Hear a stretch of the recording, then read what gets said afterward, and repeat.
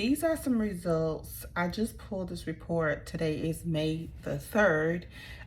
So the credit report is from March 27th, which was about 6 or 7 days ago. Okay, so you see the scores went up considerably, but however, it's not just because of bankruptcy removed, although the Experian report, which is where the bankruptcy was removed from, did go up a little more than the other scores, but we're not going to contribute all the score increase to just getting the bankruptcy deleted, because it's clear that that's not all it was.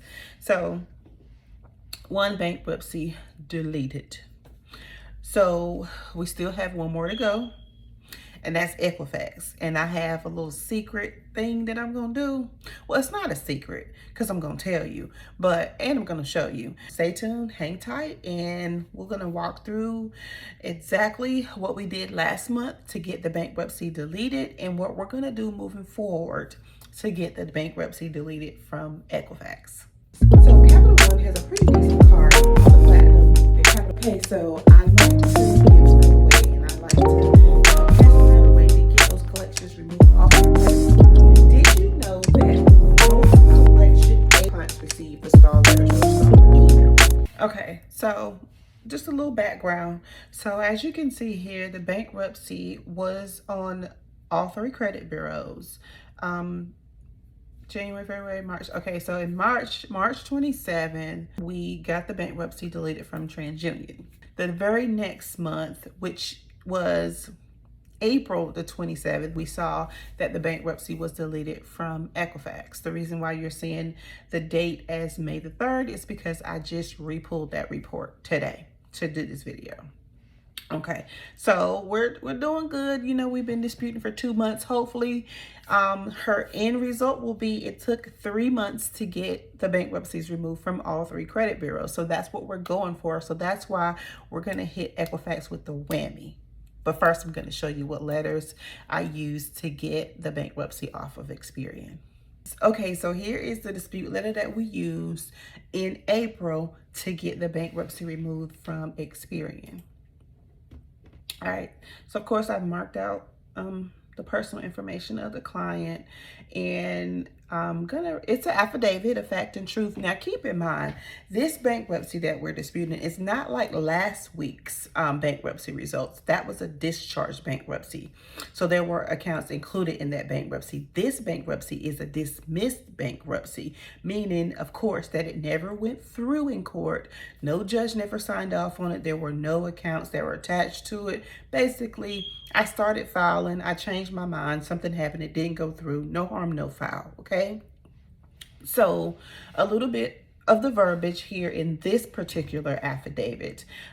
It says, I am the affiant in the affidavit and am competent to testify to the matters stated herein. The purpose of this affidavit is to attest to the fact that the bankruptcy proceedings referenced on my credit report were never concluded, as so no judgment was issued or signed by any judicial authority. The information being reported is inaccurate and misleading.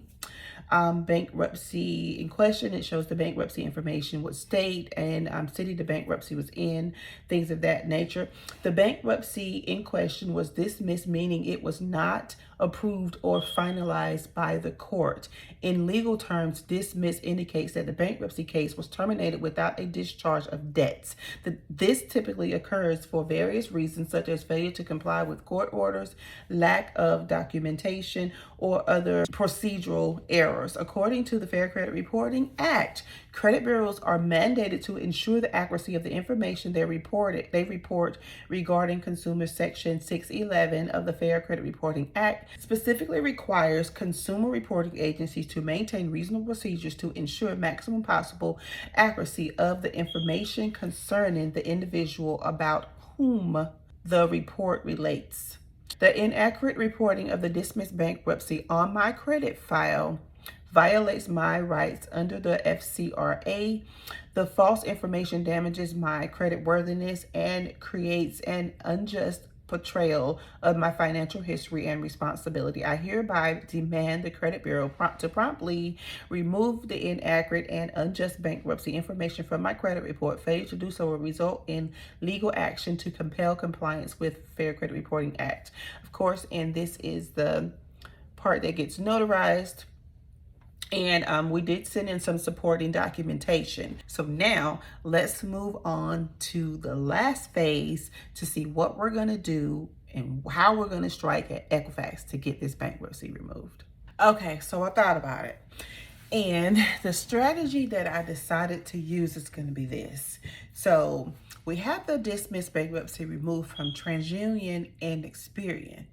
So I figured that we could add a little spice in our new affidavit by simply letting them know Experian and TransUnion is not reporting any bankruptcy anywhere on their reports.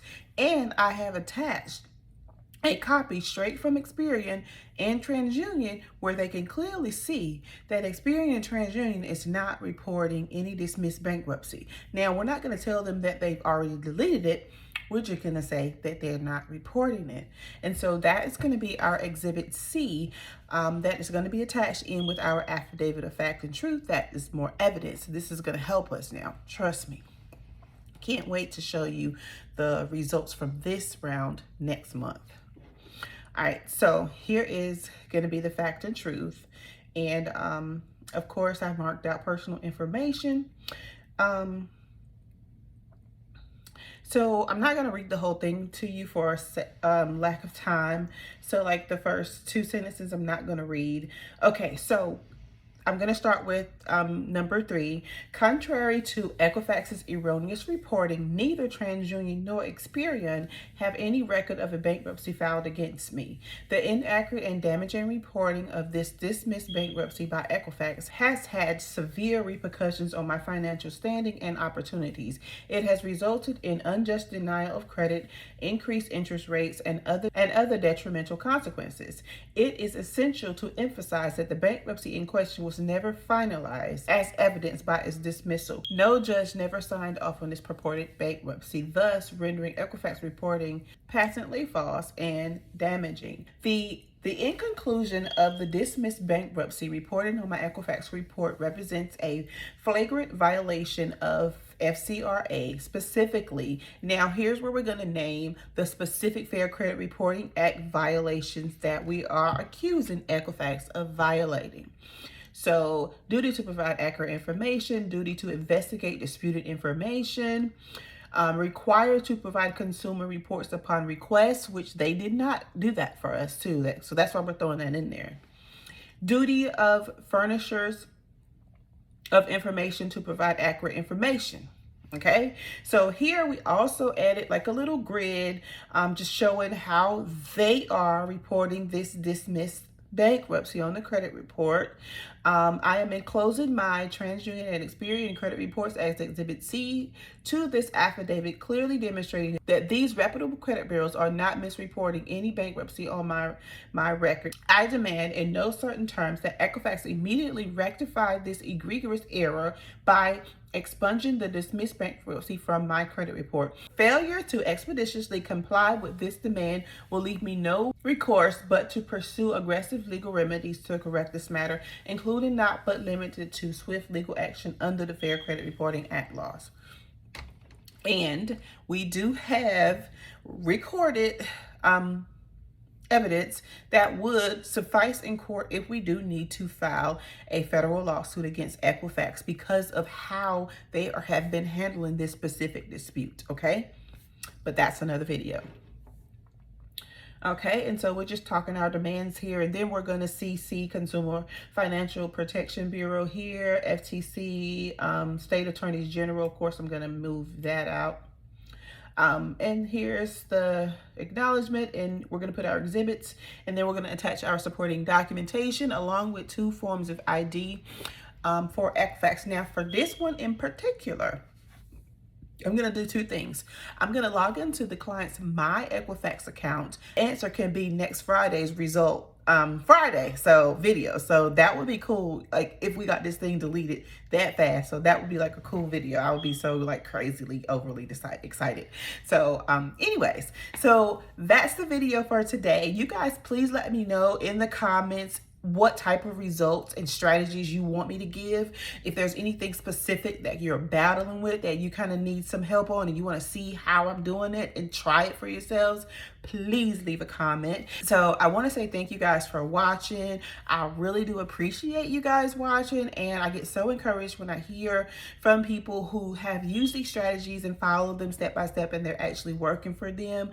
So like, I'm just happy to get the feedback. I love to get the feedback. It kind of keeps me kind of more encouraged to do the videos because I'm really not like a video person. So thank you guys for, you know, calling me and saying, hey, you know, I want to thank you for your videos. This really helped me get XYZ removed. And also, I do have a membership. Also, I want to thank you guys for subscribing, and just to let you know, we do have a membership. So if you want to support the channel in any type of way, please go to our description and become a member of the Credit Repair family. So until next Friday.